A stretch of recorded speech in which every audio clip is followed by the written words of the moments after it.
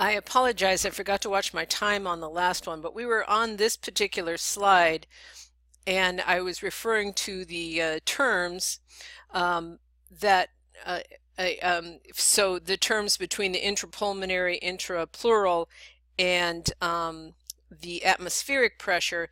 You have a nice image in your book. It has a graph with regard to showing you the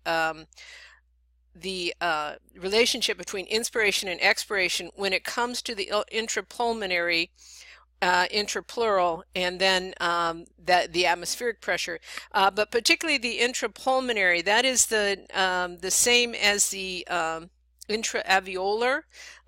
That's lowest. The pressure is lowest on inhalation, and that's the way you want it so that the air goes in, and it's highest on exhalation. Again, so you want the air to go out.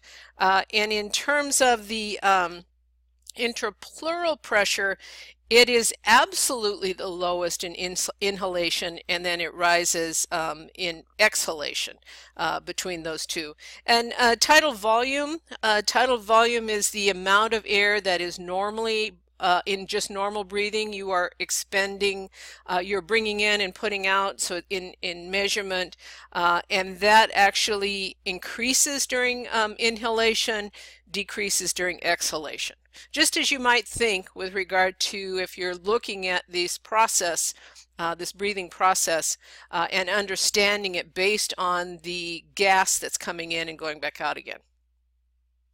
A little bit about different modes of breathing. You have quiet breath. Quiet breath, say you're doing your yoga and you are not breathing quite as in quite the depth you are just when you're up and doing work. The pressures are a little lower. And then if you have just jogged 5 miles, so you have forced breath, pressures are going to be a little higher. So there is some variety. We talk about on average, but there is some variety based on the individual's activities at that time. I will not ask you either of these numbers, but just understand there's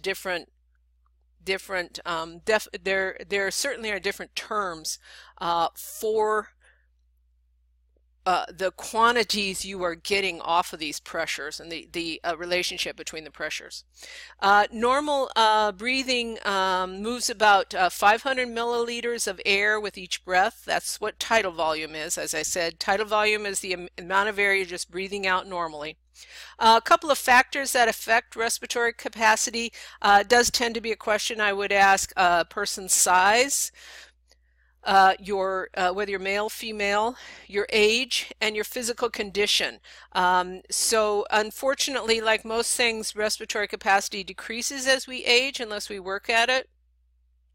But somebody who is much better conditioned, so somebody who's in better condition is able to bring in far greater amount of air than somebody who's out of shape. And that's more layman's terms.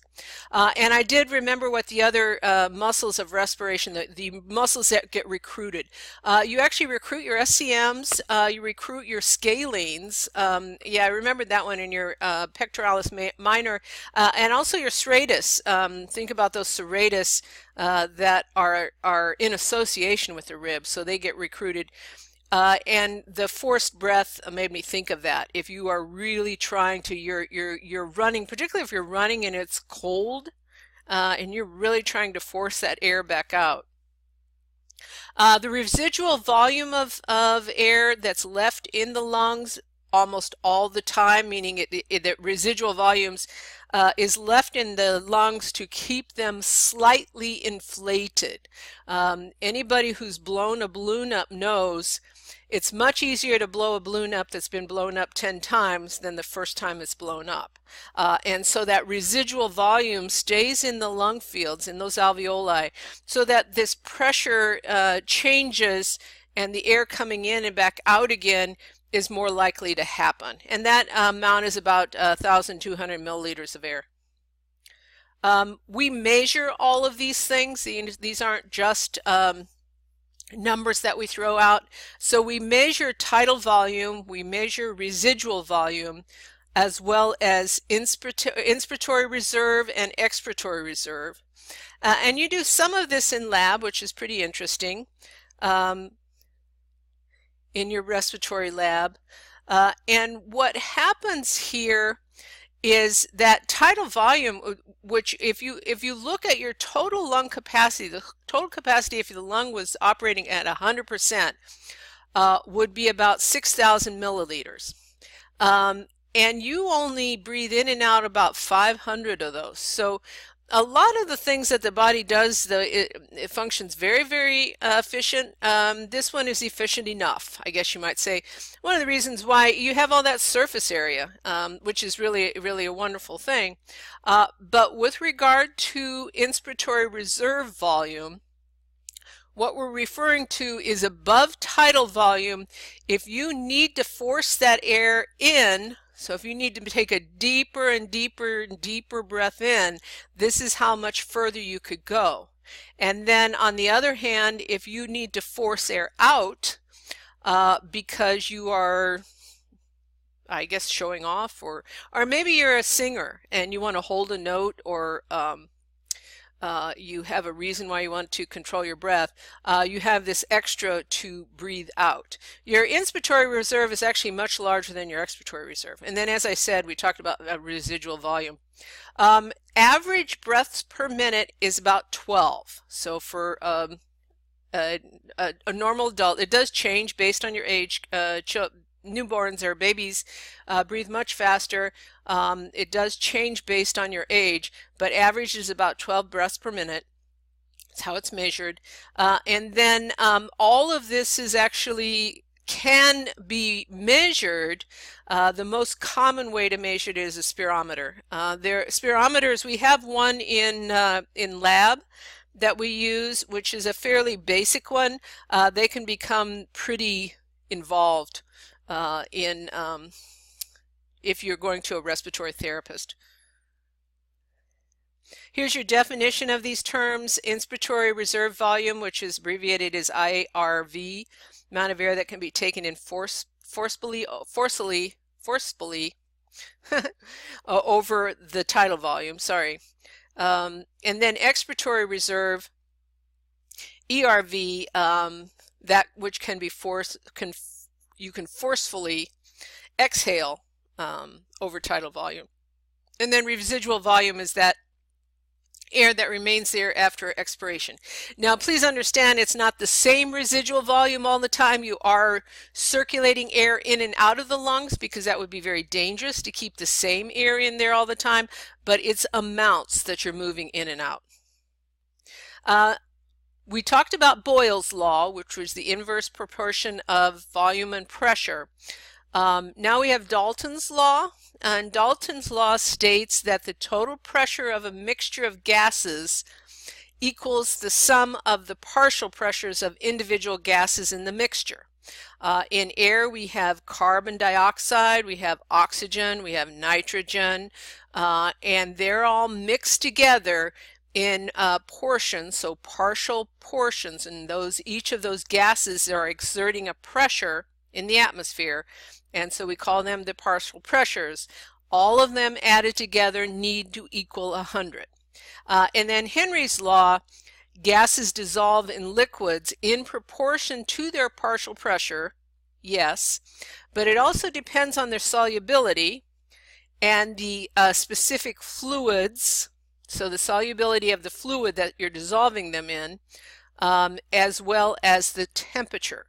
So partial pressure of gases in liquid, remember you have a liquid environment inside the alveoli. You certainly have a liquid environment in the blood. So if you get down to the alveoli layer, you have mucus. You certainly have a liquid environment in blood, so the gas that's coming into blood is definitely going to be dissolved in a liquid, and that ability to dissolve is based on the amount of that gas, so the partial pressure, as well as its solubility. Carbon dioxide tends to be much more soluble in liquid than oxygen, but you tend to have more oxygen in as a partial pressure. Oxygen is about 21% of partial pressure, but they equal out with regard to Henry's law. Well, not equal, I mean it works in your favor. A couple of things that are to bear in mind based on how your respiratory process becomes efficient is the partial pressures across the membranes are substantial enough. Let's put it that way.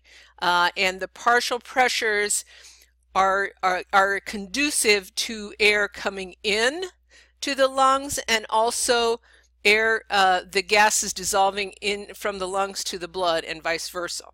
The distances are very short. We saw that on an earlier PowerPoint, where the distance that the gas has to exchange is very, very short. As a matter of fact, it's a cell, a basement membrane or lamina propria, and then another cell. Gases are lipid soluble, and you have phospholipids that you are dissolving through. Remember, the cell membrane is a biphospholipid membrane, so those gases are soluble across the lipid membrane. Total surface area is large in terms of the alveoli, and then the blood flow and airflow are coordinated. So blood comes to the area the same time the air comes in. And actually, it's not so coordinated as much as blood is flowing constantly. You have 12 breaths per minute. You have about 70 beats per minute. So you have a good chance that a new set of blood is just flowing into that particular lung field at that time. So all of these are reasons why this is efficient and also passive. And that does tend to be something I tend to ask. The partial pressures, looking at a little bit more partial pressures, actually giving them numbers here. And this will be another one that we'll revisit, this concept, we'll revisit it a couple of times, looking at it from different points of view. Again, try to get it in your head, that this idea. So you have at the top image, you have blood is going from deoxygenated to oxygenated. So this is blood coming back from the body at the top, where it's dropped off its oxygen. Now it's coming back to the lungs, and it's trying to pick some oxygen up. So the partial pressure of oxygen at that time is 40. We don't know what the 40 is, but that's not so important. It's a measurement of partial pressure. And the partial pressure of carbon dioxide is 45. So that's coming by the alveolus, where the partial pressure of oxygen is 100. The partial pressure of carbon dioxide is 40. So if you just go down a concentration gradient on the oxygen, you can see why that oxygen is going to diffuse out of the alveolus into the blood. And you're also going to see why the carbon dioxide diffuses out of the blood into the alveolus. Now remember, carbon dioxide is more soluble in liquid, so you have less partial pressure of it to actually have that fairly equal exchange. And then on internal respiration, which is the second one down, you then have the oxygen level still pretty high. It's not quite at 100% because we are dropping some off here and there, but it's at 95. The partial pressure of carbon dioxide is then at 40. Oxygen is going to diffuse out of the blood into the cells, because the partial pressure of oxygen for them is only 40, and carbon dioxide is going to diffuse from the cell into the blood because the partial pressure is 45. Again, all down a concentration gradient, all because wherever the blood is going near, generally oxygen is needed, so it's going to diffuse into the cells. Carbon dioxide is in surplus, it's going to diffuse out. We'll go on to the next teaching time.